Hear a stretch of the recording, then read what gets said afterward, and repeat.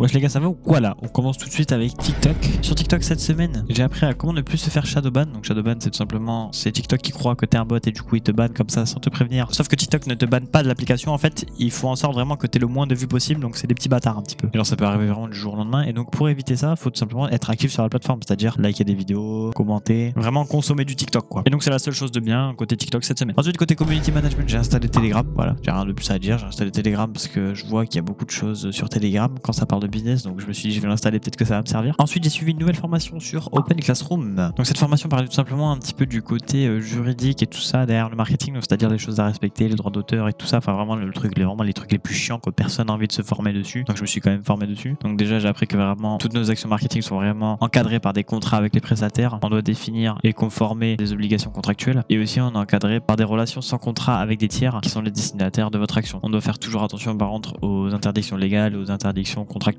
Pour sécuriser notre prestation, j'ai tout simplement appris qu'il fallait ajouter au sein du contrat des clauses ou des conditions de confidentialité. Celles-ci permettent notamment d'interdire à votre prestataire de parler qui que ce soit de votre projet, en gros pour pas spoil le projet. Et donc j'ai aussi noté que lors de notre déroulé de la création de notre action marketing et de communication, on va négocier le contenu de notre contrat, on va penser à introduire des clauses contractuelles pertinentes permettant de contrôler et d'adapter notre produit. Ensuite, il faut conclure le contrat par la signature et ensuite il faut tout simplement suivre les règles du contrat. Donc je vous mets en image tous les types de responsabilités qui sont assurables. En gros, avec ce tableau, même si vous faites une erreur pénale, vous allez jamais être assuré de quoi que ce soit, même si vous avez la plus grosse assurance du monde par rapport ou si vous faites une erreur civile, là vous pouvez être dédommagé, etc. Ensuite, j'ai appris donc des termes, j'ai appris le bundle. En fait, c'est simplement le fait de mettre en avant vraiment au maximum son produit sans mentir, tout simplement. Que ce soit dans une pub image ou dans une pub vidéo, n'importe quoi. Ensuite, j'ai appris les marques notoires. C'est simplement les marques qui ne déposent pas de brevet pour avoir les droits d'auteur. En gros, pour avoir les droits d'auteur, donc pour faire en sorte qu'on ne puisse pas utiliser tes vidéos ou quoi que ce soit sans ton consentement, faut déposer un brevet à une agence ou un truc comme ça là. Et puis ensuite après j'ai appris les contrats d'adhésion. C'est simplement le fait que deux personnes ne regardent même pas le contrat, ne prennent même pas la peine de lire et puis ils signent direct. C'est souvent comme ça dans les prestations de services en freelance. Ensuite après j'ai appris des petits logos, donc c'est-à-dire qu'il y a des petits symboles qui vont faire en sorte que ce soit des obligations. Donc par exemple quand il y a ce petit logo qui apparaît sur un contrat, sur une vidéo ou sur tout ce que vous voulez, ce symbole veut tout simplement dire qu'on n'a pas le droit d'utiliser cette image ou cette vidéo pour une utilisation commerciale. Quand il y a ce logo là, c'est qu'on n'a pas le droit de modifier par exemple l'image ou la vidéo ou des choses comme ça. Et donc en gros des logos comme ça il y en a plein. Là je vous mets un petit tableau à l'écran. Et donc voilà, c'est un petit peu tout ce que j'ai pu apprendre de cette formation sur Open Classroom. Donc bien sûr je l'ai fini parce qu'elle n'était pas très longue. Ensuite j'ai continué le livre. Donc forcément la semaine dernière on s'est arrêté aux ads, donc aux pubs payantes. Là on va cette fois-ci passer aux pubs gratuites. Donc j'ai noté que produire du contenu sur internet gratuit, c'est renforcer la relation que tu as avec ton client, c'est obtenir aussi donc de nouveaux clients et c'est aussi atteindre des personnes influentes, parce que simplement si tu deviens toi aussi une personne influente, tu pourras communiquer avec des personnes qui sont influents et donc ce réseau là va beaucoup te servir par la suite. Ensuite j'ai noté comment créer une audience en 4 étapes avec les pubs gratuites. Donc c'est choisir une plateforme, s'imprégner des codes. Simplement sur TikTok il y a des codes et donc il faut respecter ces codes. Sur YouTube il y a des codes, il faut respecter ces codes. Ça va de soi partout. Il faut tout simplement consommer avant de créer. Et là par contre on va créer du contenu pendant un an, donc c'est-à-dire non-stop pendant un an. Pourquoi un an? Parce que 6 mois, 2 mois, 3 mois ça suffira jamais pour avoir assez testé, pour avoir assez d'expérience pour ensuite devenir vraiment célèbre. Et au bout d'un an même, sur TikTok on peut vraiment peut-être limite devenir TikToker et percer. Un an c'est énorme, je sais que c'est énorme, mais juste le fait de patienter pendant un an, vous allez avoir une giga récompense à la fin. Et il faut au moins poster une fois par jour pendant un an, donc je sais très bien à quel point c'est compliqué et que pas tout le monde peut, mais vraiment si vous arrivez à tenir ça, vous allez avoir des résultats de baiser. Ensuite, trouver des idées de contenu, tout simplement il faut s'approprier le contenu des autres, c'est-à-dire que grâce au contenu des autres on peut tout simplement créer un contenu en le modifiant à notre sauce et donc ça nous donne des idées. Faut documenter, faut pas créer, c'est-à-dire qu'il faut un petit peu raconter sa vie. Des fois ça intéresse les gens, même si je vous ai dit l'autre jour que ça intéressait personne. Quand ça reste intéressant pour une personne, vous pouvez percer. Mais par exemple si vous commencez à raconter une histoire en mode ouais dans le bus hier j'ai vu un chat, voilà, tout le monde s'en bat les couilles un peu de choix. Et puis il faut tout simplement donner une réponse à leur recherche. Donc simplement vous allez rechercher des mots-clés etc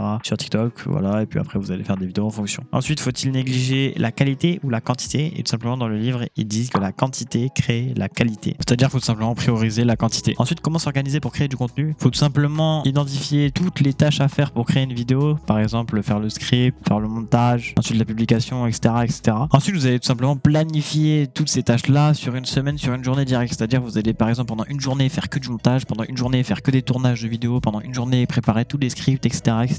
Et donc aussi après il faut forcément poster, et du coup au lieu de poster il faut planifier. Donc il existe maintenant plein d'applications, plein d'outils etc pour planifier vos vidéos, même tu peux le faire directement sur les réseaux sociaux. Et donc ça va vous permettre de par exemple le jour où vous avez des temps morts où vous voulez profiter de votre vie, le fait que toutes les vidéos soient planifiées, vous avez le temps de profiter parce que toutes les vidéos vont quand même se poster. Et ensuite il faut simplement aussi cross-poster, c'est-à-dire poster le même contenu sur différentes plateformes. On voit souvent l'exemple avec les Reels, les Shorts et puis les TikTok. Ensuite il a parlé que les haters étaient nécessaires. Pourquoi les haters sont-ils nécessaires? Déjà si vous avez des haters, c'est que vous êtes influent. Et puis de 2, ce sont des indicateurs de polarité. C'est simplement grâce à eux que vous allez vous améliorer. Mais après, si c'est des haters qui disent nique ta mère, ta vidéo est plus la merde, voilà, vous les ignorez, vous savez quoi faire. Donc voilà, j'ai toujours pas fini le livre à l'heure actuelle. Je pense que je le finirai la semaine prochaine, on verra. Ensuite, j'ai appris les 4 P du personal branding. Donc il y a des 4 P partout, j'ai l'impression, dans le marketing mix, dans le personal branding, dans le partout, frère. En personal branding, il faut avoir un parfait équilibre entre ces 4 P là. Simplement, le premier P, c'est personnel, simplement raconter sa vie personnelle. Ensuite, c'est professionnel, c'est-à-dire simplement poster du contenu sur votre professionnalisme. Et ensuite, la vie privée et la vie publique. Donc il faut tout simplement gérer ces 4 P là, public, privé, personnel et professionnel. Ensuite, qu'est-ce qui s'est passé de bien côté entrepreneuriat? J'ai appris tout simplement le TNS, donc les travailleurs non salariés. Un petit QQCP s'impose. Le TNS, c'est qui? C'est ceux qui s'installent à leur compte, donc c'est-à-dire les entreprises individuelles, les gérants de sociétés uniques, URL, les gérants d'une SARL qui contiennent plus de 50% des parts, et puis les gérants des associés en non collectif. C'est quoi? C'est simplement un statut pour un entrepreneur au sein de l'entreprise, personne physique. Je parle bien d'une personne physique. On parle pas du statut juridique, on parle vraiment du statut pour le travailleur. C'est où? Donc simplement c'est en France. Donc quand, comme je l'ai dit tout à l'heure, toutes les personnes qui sont éligibles à ça, dès que vous créez votre entreprise, vous êtes directement en TNS. Donc ça répond aussi à la question du comment, ça se fait automatiquement tout simplement. Pourquoi être TNS à la place de assimiler salarié? Il est moins coûteux mais offre à ses bénéficiaires une protection sociale un peu moins avantageuse que celle du statut assimilé salarié. Et puis combien? Il se rémunère combien il veut, quand il veut, et il peut aussi très bien ne pas se rémunérer, donc vraiment il fait ce qu'il veut, vu que c'est un petit peu lui le boss dans l'entreprise quoi. Et aussi les charges sociales peuvent atteindre tout simplement jusqu'à 45%. Donc voilà, c'est ce que j'ai appris du travailleur non salarié. Ensuite, qu'est-ce qui s'est passé de bien côté personnel? J'ai tout simplement eu le code, donc voilà, let's go, j'ai fait 2 fautes. Donc let's go, objectif réussi, avoir le code avant la fin mai. Maintenant passons au permis. Et je pense que le permis je l'aurai pas avant la fin juillet, les gars, je vais pas vous mytho. Mais bon, je vais essayer de faire le maximum, etc. Ensuite, qu'est-ce qui s'est passé de pas bien côté community management cette semaine? Je voulais payer une formation, mais encore une fois, je pouvais pas à cause de mon plafond, de ma carte. Le nom de la formation, je sais même plus ce que c'est, con.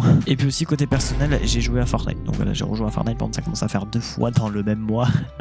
Ça commence à un petit peu être énorme. Donc voilà. Et donc cette semaine, toujours pas de statistiques TikTok, mais par contre, j'ai un truc à vous dire. C'est que tout simplement, en fait, là, je suis en train de préparer absolument toutes les vidéos. Et en fait, on va faire un lancement le 1er juin. C'est-à-dire que là, au moment où je tourne la vidéo, on est le 26. Et donc, depuis à peu près 5-6 jours, je prépare toutes les vidéos. En fait, là, on a énormément de vidéos d'avance. Et comme ça, vu que j'ai dit à mon client de poster une fois par jour pendant au moins tout l'été, là, on aura énormément de vidéos en avance. Et donc, on n'aura vraiment pas de pression à se mettre. Et donc, en fait, on commencera à publier tout simplement le 1er juin. Là, j'aurai pas de statistiques TikTok avant au moins le 1er juin. Même si je sais que j'en aurai un peu après. Parce qu'en fait, je vais simplement lui dire d'analyser toutes les semaines. C'est-à-dire, toutes les semaines, je vais lui dire de m'envoyer exactement tout ce que je veux. Je vais pas faire une vidéo pour une vidéo. Ça va être trop long. Ça va servir à rien, tout simplement. Donc, tous les dimanches, je serai là à lui dire ouais, envoie-moi ça, etc. Donc, voilà, simplement. Et donc, en anglais, je vous mets tout simplement mon graphique à l'écran. Et puis, en orthographe, j'ai pu faire une moyenne de 73,68%, ce qui est quand même assez peu. Après, j'ai fait pas mal de dictées à corriger. Donc ça me baise un petit peu la moyenne. Mais je vais pas vous mentir que vraiment, orthographe, je force plus du tout. Juste quand je veux marquer un message, quand je veux envoyer un message, même si c'est à des potes ou quoi, je fais vraiment extrêmement attention à mon orthographe, etc. pour quand même essayer un petit peu de progresser un minimum, quoi, parce que je sais très bien que c'est important. Donc voilà, simplement, je vous dis à la semaine prochaine et puis maybe one day.